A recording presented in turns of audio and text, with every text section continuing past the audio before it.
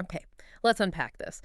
We have a really fascinating financial puzzle on our hands today. Mm-hmm. We've got a listener. He's 22, working professional from Gujarat, and he's really on the ball, thinking seriously about his finances. Yeah, it's impressive at that age. Totally.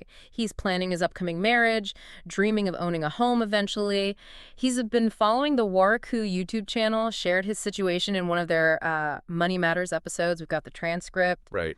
So our mission today is to really do a deep dive into his circumstances, pull out the key insights, the actionable steps, not just for him, but, maybe helpful for others listening too. Absolutely. And it's really commendable, like you said, so young, but taking such a proactive, responsible stance. Yeah. He's been working, what, about 2.5 years? Yeah. And you can tell he's motivated to really get a handle on money management, maybe inspired by what he's been watching. Definitely. And he's got some very clear goals. The immediate one, the wedding, looks like this December. And then the big long-term ambition. Own a home outright, no loans. Wow, okay. That's Yeah. a strong goal. Yeah, this aversion to debt seems pretty central for him. And it sounds like he's already started that crucial first step, tracking his expenses, been doing it for the last 2-3 months. That's fantastic. It's fundamental, isn't it? Knowing where the money's actually going. That's the bedrock for any plan. Mm-hmm.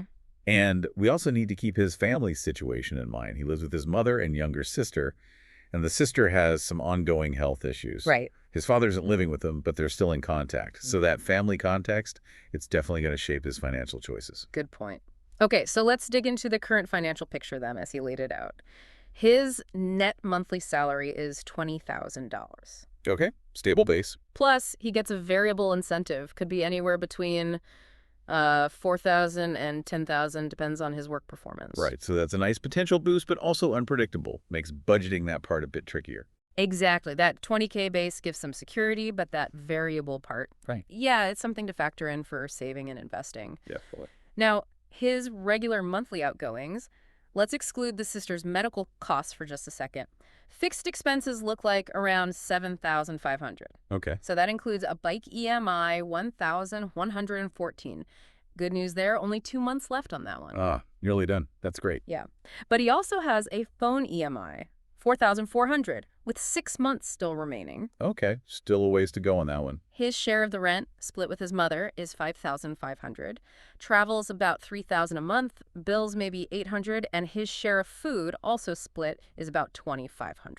Got it. So breaking that down, those EMIs, they're taking a pretty big chunk of the fixed costs right now. Yeah, over $8,000 combined. But that bike one ending soon. That's, like you said, over 4,000 freed up very shortly. That's significant. Huge. Then sharing costs with his mother, that definitely helps keep rent and food manageable. True. But then we hit that big unpredictable piece, his sister's medical expenses. These can be substantial. He mentioned figures like $20,000 every 1 or 2 months, potential hospital stays too, and crucially, no health insurance for her. Oof. Yeah, that jumps out immediately, doesn't it? That has to be top priority. Definitely. I mean, his focus on the wedding, the home, it's understandable. But no health insurance for her. That's a massive financial risk hanging over them. Yeah. And like the YouTube discussion pointed out, getting insurance with pre-existing conditions, PEDs, it can be tough. There might be waiting periods, Right. or worse, some conditions might just not be covered at all initially. The speaker on YouTube really hammered this home, said he needs to talk to an insurance expert like yesterday, understand the options, the exclusions, everything. Absolutely. It's non-negotiable, really. Safeguarding against those potentially huge unexpected bills. Got to figure out what's possible, even if it's not perfect coverage right away. It's about family security. Okay. So what about his current resources? He mentioned having 1 lakh in an FD, a fixed deposit, that matures in October. Okay, so some savings there. That's good. Accessible soon. Yeah. And he said he doesn't have any other investments right now, which I guess makes sense given the debt and the wedding focus. Yeah, not necessarily a bad thing at this exact moment, Mm-hmm. but it's definitely something for the longer-term plan. That FD gives a bit of a buffer, though. Right. Which brings us to immediate priorities, the strategies from the source material. We've hit the health insurance hard. What's next? Well, the YouTube discussion really flags that bike EMI finishing up. That $4,114 freed up in 2 months. Yeah. Here's where it gets really interesting. The advice was, take that money and aggressively hit the phone EMI. Oh, right. Because the amounts are pretty similar, aren't they? Over 4,114 bike, 4,400 phone. Exactly. So redirect the bike payment money. He could potentially clear that phone loan in maybe just 4 more months, be completely loan-free by August. Wow, that would be a huge win, especially given how much he dislikes debt. A fantastic achievement. Think about it. That's over €8,500 a month freed up from EMIs. That creates a much stronger foundation for the next big thing. The wedding in December. Yep. And the estimated cost, pretty hefty.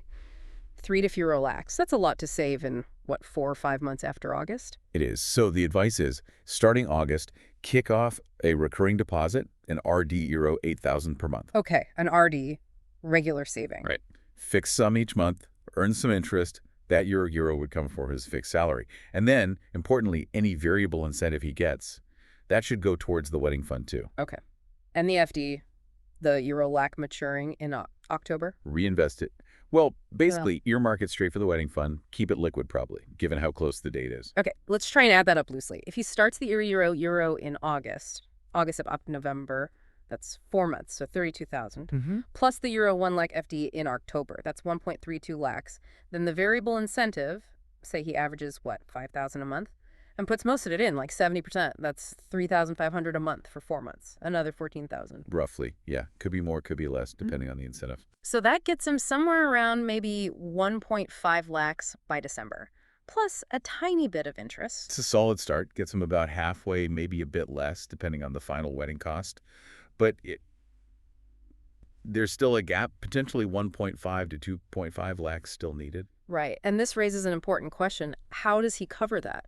The YouTube discussion laid out a few options, kind of a hierarchy. Top choice, borrow from family, usually lowest or zero interest. Makes sense. If that's not possible, then maybe a gold loan. Interest rates are generally lower than personal loans. Okay. Personal loan is really the last resort. Highest interest rates, easiest to get trapped. So the message is borrow absolute minimum, lowest interest possible. Exactly. Avoid that high-interest debt trap at all costs, especially right before starting a marriage. Good point. And critically, even with all this wedding saving focus, the advice was clear. Keep about 50,000 aside as an emergency fund. Don't touch that. Yes, that safety net is vital. Provides peace of mind. Stops you needing a high-interest loan if something unexpected crops up. It's fundamental financial planning. Okay.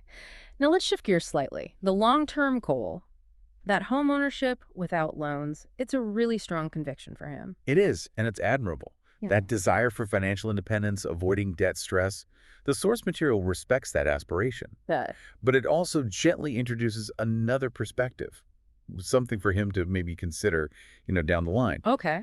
While respecting his goal of saving the full amount, the expert in the video suggested he might reconsider a home loan later on, maybe when he's, say, early to mid-30s. Why then? The thinking is, by then, he'd have had much more time to build up a really substantial down payment, maybe 30%, 40%, even 50%. Ah, okay. So he could potentially use a loan for the rest, get into a home maybe a bit sooner, while still having significant savings invested in growing. It's about balancing the debt aversion with potentially reaching the goal more efficiently. Just food for thought. Gotcha. It's an alternative path to consider later. And this ties right into the long-term investment strategy they discussed. Precisely.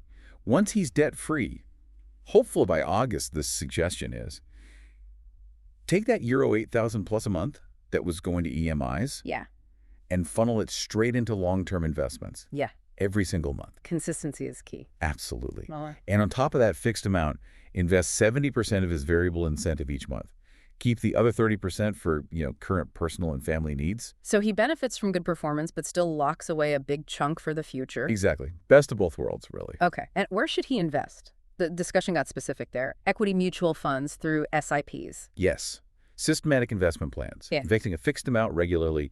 They suggested a diversification strategy. Right. Break that down. Okay. So $1,500 a month into a Nifty 50 index fund. That's exposure to India's biggest companies. Relatively stable, large cap foundation. Right. Then another year 1,000 into a mid cap or maybe a flexi cap fund. More growth potential there. Right. Bit more risk, maybe. Potentially, yeah. And finally, €1,000 a month into a small cap fund. Higher growth potential again, but also generally more volatile. So spreading the risk across different company sizes, large, medium, small. That's the idea. Balance growth potential and risk level. And they threw out some illustrative return numbers too, didn't they? Like 12% for Nifty, 15% mid-cap, 18% small-cap, long-term. They did, but it's super important to stress those are illustrative. Examples only.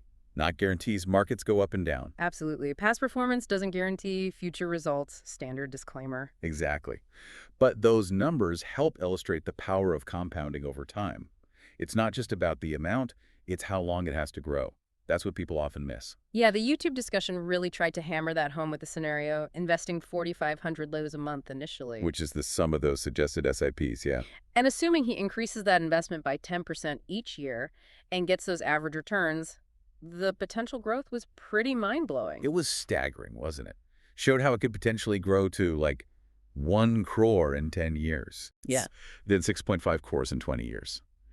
And something like 45 crores in 30 years. Just shows the incredible power of starting early and staying disciplined, even with relatively modest amounts to begin with. It really does. Highlights why getting started on that investment journey right after becoming debt-free is so crucial for him. Okay, so let's try and boil this all down. Key takeaways, actionable steps for our listener based on this deep dive. Okay. First, priority number 1, absolutely non-negotiable. Explore health insurance for his sister immediately. Talk to an expert. Got it. Second, focus hard on becoming debt-free by July. Pay off those EMIs aggressively. Third, August onwards, start that $8,000 monthly RD for the wedding. Plus, channel as much variable income towards it as possible and reinvest that 1 lakh FD in October for the wedding. Right. Fourth, if there's still a wedding cost gap, explore low-interest borrowing family first, then maybe gold loan. Borrow the minimum needed, avoid personal loans, and crucially keep that 50K emergency fund separate. Fifth, post-wedding, pivot to long-term investing. Allocate at least that €1,000 a month plus 70% of variable income into a diversified mutual fund portfolio via SC's Nifty 50, mid-flexi-cap, small-cap. And finally, sixth, while respecting his current goal, stay open to maybe reconsidering a home loan later in life, say 30s, once he has a really strong financial base and a big down payment. Oh, and keep tracking those expenses. Perfect summary. It's a clear roadmap. The immediate focus is critical. Yeah. Sister's health, getting debt-free, saving for the wedding smartly, Yeah. and then making that shift to consistent long-term investing. Starting so young gives him a massive advantage. What's truly fascinating here is seeing that proactive planning in action, especially so early. By tackling the immediate stuff strategically, but also laying the groundwork for long-term growth, he's really setting himself up for a much more secure future. I think a lot of listeners might relate, juggling loans, saving for big life goals. Absolutely. And his disciplined approach, even with his current income, it really shows the potential to build real security over time. Yeah. It could genuinely enable him to reach those big goals like the house, maybe even fully self-funded eventually, if he sticks with it long enough. So what does all this mean for you, our listener? I think it really just underscores getting clear on your own finances, prioritizing needs, but keeping those long-term dreams in sight, and just recognizing the power of starting to save and invest early, like really early if you can. And this deep dive really shows financial planning isn't just about numbers, is it?